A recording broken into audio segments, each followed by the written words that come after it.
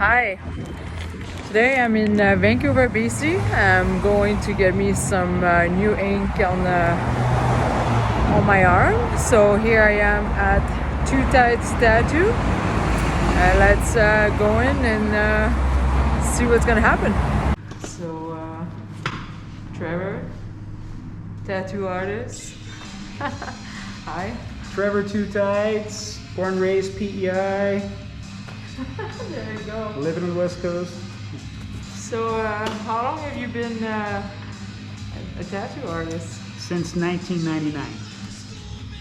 And you were an artist before that, right? Yes, correct. Yeah, I did gallery shows back in 97 to 99. That was A little bit beyond that probably, but then I've been selling my artwork since I was like 9. And by artworks, you mean like painting or drawings? Paintings, gallery or work, yes. a bit of everything? Yep.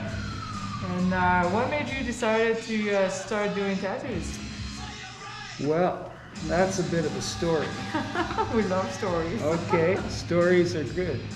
So I'll try to keep all my stories short because I'm known to run on. Oh yeah. Yeah, exactly. So I was walking downtown in Vancouver one day and I came across a cousin of mine that I hadn't seen in many years that I knew was living in Vancouver, and he was a musician at the time. And basically I ran into him and he invited me to his place for dinner. And he said after dinner we could check out his studio. And I assumed it was going to be music. Turns out it was a tattoo studio. And so immediately I ripped off my shirt and said, "Hey, let's cover me." And he said, "Nah, it doesn't work like that." And he basically stated that he really appreciated seeing my artwork and he really liked the art that I was doing. And he kind of offered up the opportunity for me to learn through him. So what that entailed is that I would have to go back to PEI, help him open up a shop, and in return he would train. So I was with Mike until about a year and a half, almost a little shy of 2 years probably. And after my apprenticeship, I came back out west. Oh wow. Yeah. And I've been tattooing pretty much ever since. I say pretty much because when I came back, I had to get a real job until I could get into a tattoo shop. So I went back to construction. So when you were working in the shops, that you were working for somebody else? For the first shop that I worked in, yes, I was working for a Hungarian artist, Les Seconde, and he owned Geronimo. And what had happened is he ended up getting deported out of the country for unknown reasons, and the guy who bought the shop off of him came in, and I had no idea that he was gone. This new guy came in and he said, "Hey, I'm the new owner and you're my new tattoo artist." And so I was a very junior artist, and all of a sudden I had a very professional artist workload put on me. So I've been booked up until that point with no clients, and I went from no to 2 months solid. Wow. So it was like thrown to the wolves, right? So yeah, I had nobody to lean on, nobody to ask questions. So everything that I had done, at that point was just to learn on the fly, right? So That's awesome. yeah. So when did you open your first shop? That would have been in 2004. I was at Geronimo, and basically I was having a bit of an issue with the owner. He's too kind of into my life more than I kind of wanted him to be. Yeah. And he was making a lot of assumptions about my life that I didn't appreciate. So I had an opportunity to go into business with the piercer that worked there and her boyfriend. So we collectively opened Osmosis Tattoo. So what was the process of opening up a shop with somebody else? Like what was the steps? Well, at that time, it was a little bit different than what I would have done now. So there, in the industry, people were really trying to keep other people out. So it wasn't easy to open up a shop. And the owner at the shop that I had been working at had explained to everybody but me that you couldn't open another shop in Richmond because he had the only license that they were giving out. And everybody else chose to believe him.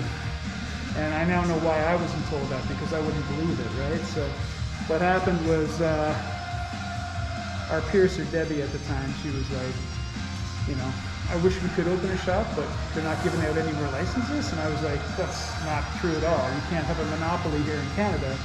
Go to City Hall, see what they say. And that's what she did. And she came back after lunch with a business license. And it was literally that easy, That's fast. 20 some years ago. So, That's awesome. yeah, and that's kind of what it entailed. So the rest was just elbow grease and getting things, built and moving in, more or less. What have been your biggest challenges over the last few years? COVID. Yeah, Biggest challenges over the last few years would have been, through your career? yeah, well, through the career, it was definitely losing trust in business partners, having business partners, not be 100% honest with you, and then have, that trust being broken and then not being able to regain trust. Mm-hmm. That was a big thing, right? So that's what pushed me out in 2011 to go out on my own and do a private studio, Two Tides. And so when I did that, I had no intention of going back into business, but 2 or 3 years into it, I had basically a situation where one of my clients was a tattoo artist, and they were looking for a place to work, so I brought them into my studio space. And I think you've met Varian in the past, right? Yeah. So yeah, he came on, and essentially we needed a bigger space. So it slowly started to grow like that. Yeah. So yeah, biggest obstacles was always, I think, dealing with the city.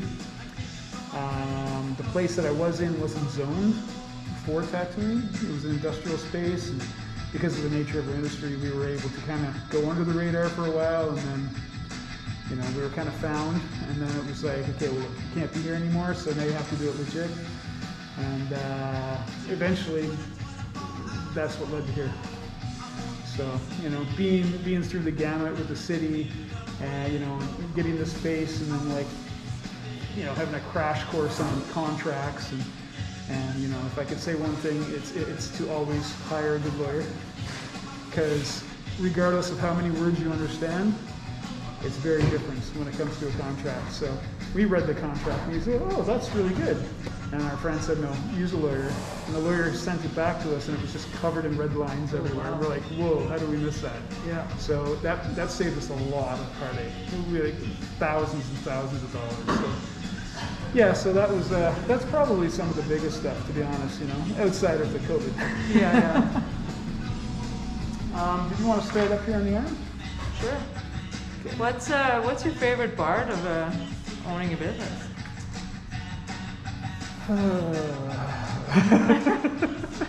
Favorite part of running a business. I don't know if there's a favorite part. It's just, having the understanding that I have an end goal, and this is the best, fastest way for me to get to that end goal. So I don't really have favorite parts. I mean, I guess, Hanging out is good. well, hanging out's good, but like I guess favorite part would be, outside of being a business owner, just being a tattoo artist, is just hanging out with cool people, or having cool conversations, or getting to meet new people on a regular basis, and then kind of get to know them sometimes over many years. Mm-hmm. Right? Like some of my clients I've been working on have been coming to me for 15, 16, 17 years, right? So they kind of become family. Yeah. Yeah. So you'd say having a good relationship with your clients is quite important to you? That's 100%, yeah. Awesome. It's like I was saying earlier, people first. Michelle and I both have kind of, thought about it long and hard, and what we really feel we have to offer this industry is, our experience with dealing with people. We are a service-based industry, right? So being a service-based industry, I kind of want to take that to heart and really, focus on the people first, right? Mm-hmm. Quite often in this industry, I find that artists are, very egocentric. Not always a bad thing, but sometimes the client's the secondary thing and the art is first. And I feel like it should be a 50-50. So for us, that's what we really focus on. That's cool. Yeah. So what's your daily routine? That's a good one. Daily right? routine, it varies depending on the day. Try to get up as early as possible. Make the bed. I learned this through one of the podcasts I was listening to. If you always make your bed and have that on your list, then at least at the end of the day you've accomplished one thing. Oh, wow. Right? So by at least getting up and making your bed, you've accomplished that one goal, right? Yeah. Outside of that, I mean, it's a lot of my time is, mentally thinking and planning for tattooing. I used to spend a lot of time drawing, and sometimes days and hours and weeks. But now I've learned to kind of internalize it, keep it in my head, and then I'm always thinking about somebody's arm coming up and how I see the flow. And this way, by the time I get to the point where I have to draw it, I've already done all the hard work, and then it's just a matter of just putting it to paper, right? So That makes sense. yeah. And the daily routine is getting here, opening shop. Obviously, I've been training Evan. Evan's been learning all the fun stuff like mopping, right, Ev? Setting up, tearing down, making orders for the shop and keeping everybody kind of stocked and ready to go, right? So, yeah. I mean, my routine changes. It does throughout the year, seasonally as well. Springtime, we're up way earlier, or I'm up way earlier. Michelle's always up super early, but and I try to read as much as possible. That's a really key thing for me, is just constantly be learning. Right? Learning and failing, like I said earlier. Learn to fail. Learn to fail. So what's your idea of success? That's a good question. It used to be doing what you love and making a living at it. And now my idea of success is doing what I love, making a living, and trying to bring as many people with me as possible. Yeah, that's awesome.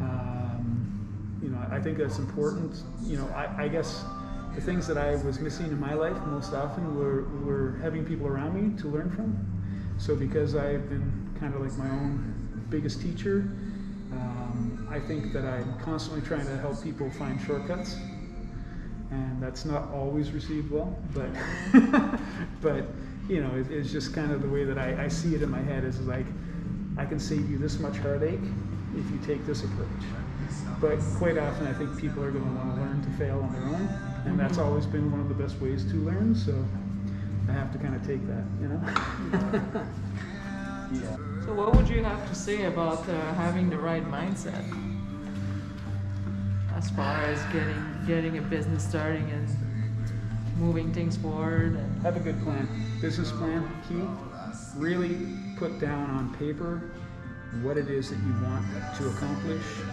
Every possible little step that you can think of, put it down so you can visualize it.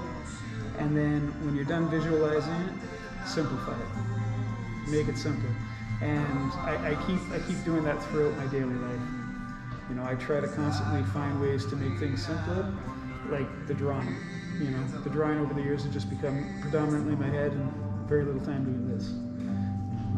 That's the best way I could put it. oh, that's awesome. Yeah. Did you ever reach a point that you didn't feel creative at all? Yes, daily. Yeah, seriously? Oh yes. Yeah. It's yeah. I think as a creative, it's one of the biggest things that I've struggled with my entire life, is waking up and kind of going, I don't feel creative. And quite often what happens is you're constantly trying to.